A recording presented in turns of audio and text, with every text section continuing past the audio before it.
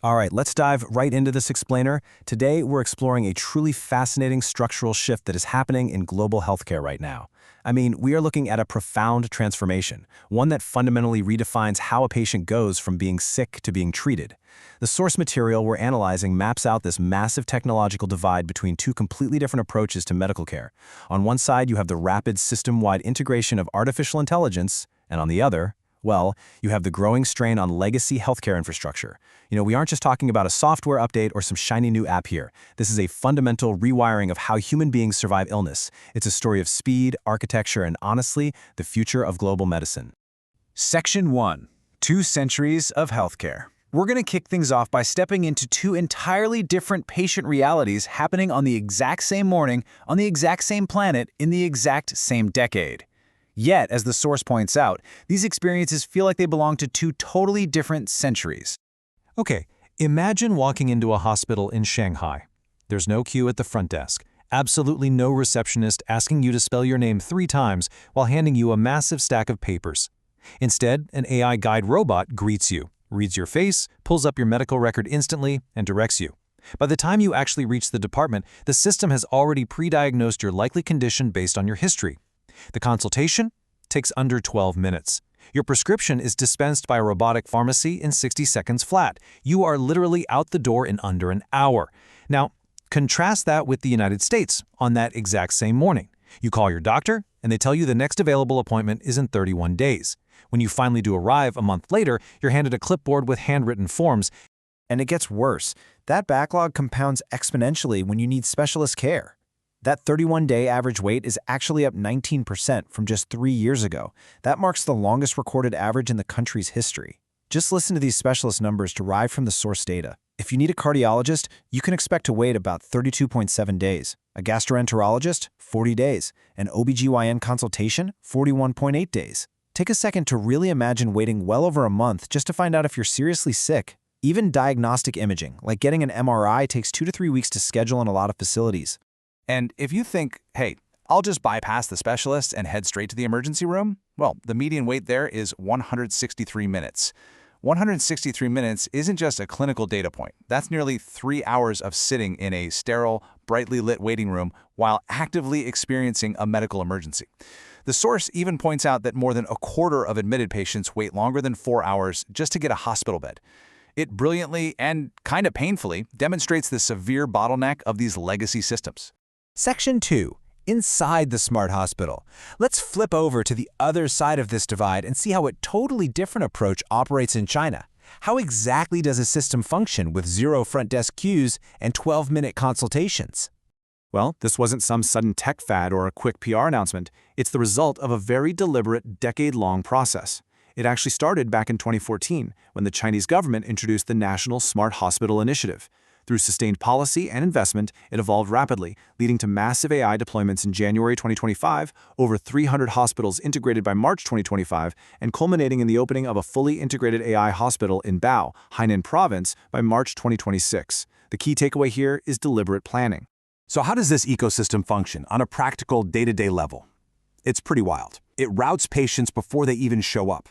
Triage systems use smartphone apps and wearables to transmit vital signs and medical history before the patient ever walks through the hospital doors. Once inside, AI diagnostic assistants are working right alongside the doctors. Take Zhongshan Hospital in Shanghai, for example. They have a multimodal platform that integrates voice-activated clinical assistants. The doctor just speaks, and the system automatically transcribes, codes, and files the notes. I mean, think about that for a second. If you've been to a doctor recently, the idea of them actually looking you in the eye instead of typing furiously into a computer screen, it's almost revolutionary, right? The AI completely wipes out the administrative paperwork, so the doctor's full attention stays locked on the patient. Section 3. The DeepSeek AI integration.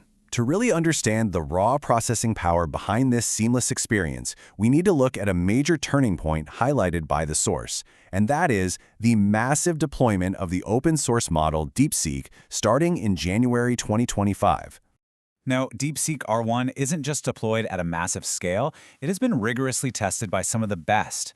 Stanford University actually conducted an independent benchmark evaluation of 9 cutting-edge clinical AI models. They placed DeepSeek R1 as the absolute top performer. It pulled off a 66% win rate and a macro average score of 0.75 across standardized medical knowledge assessments. And those assessments are pulled directly from real medical licensing exam questions. To grasp just how much heavy lifting this AI is doing daily, consider this number.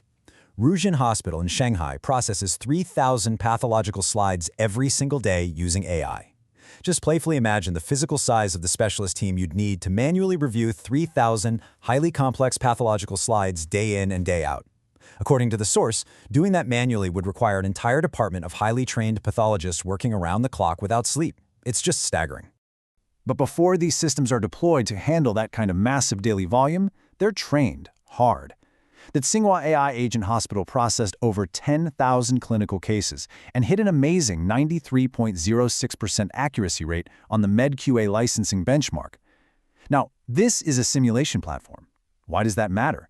Because they are letting the AI make its beginner mistakes in a closed, video game-like environment.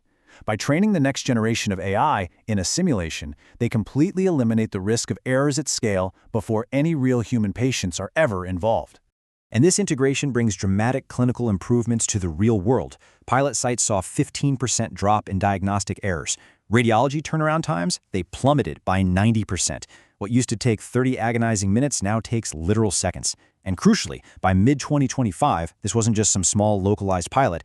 DeepSeek models were embedded in the intranets of over 260 hospitals across 93.5% of China's provinces. Plus, they run entirely within the hospital's own firewalls, so patient data is completely secure and never leaves the building. Section 4. Parallel versus legacy architecture.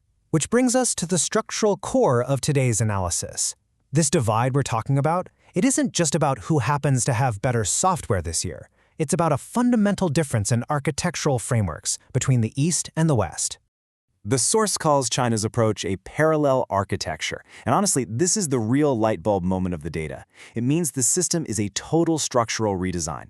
AI sits directly at the center of healthcare operations, and human clinical expertise works alongside it as a partner.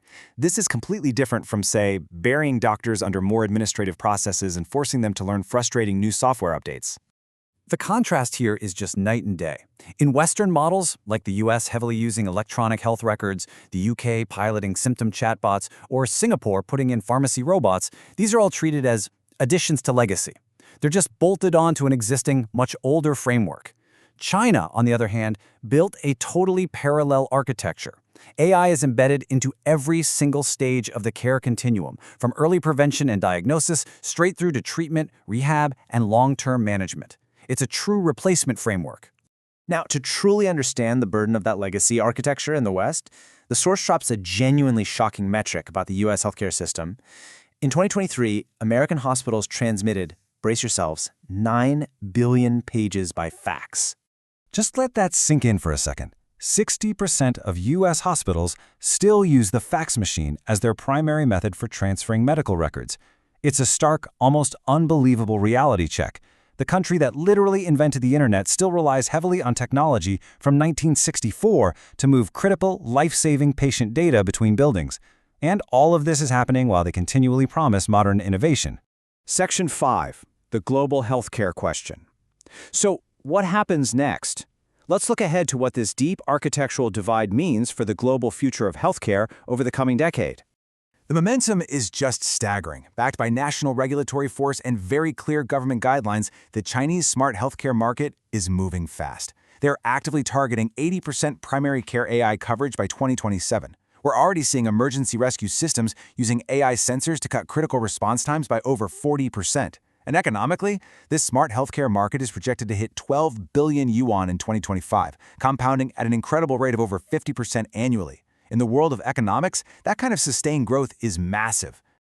The source really highlights an objective difference in regulatory strategy here. While Western systems often get bogged down navigating dense insurance bureaucracy and regulations that move at the cautious speed of committees, China took a radically different path.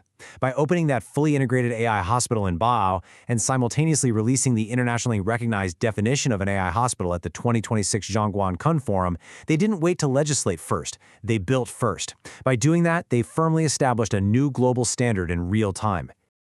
So, I want to leave you with the central question posed by the source material today. When we look at the undeniable friction of legacy wait times and, well, fax machines, balanced against the sheer speed and data-driven automation of a parallel AI architecture, where do you draw the line on trust in your own healthcare? Does this level of automation concern you, or does the prospect of a highly accurate 12-minute hospital visit sound like exactly what we need? It's a question the entire world is going to have to answer very, very soon. Thanks for hanging out with me for this explainer, and keep learning.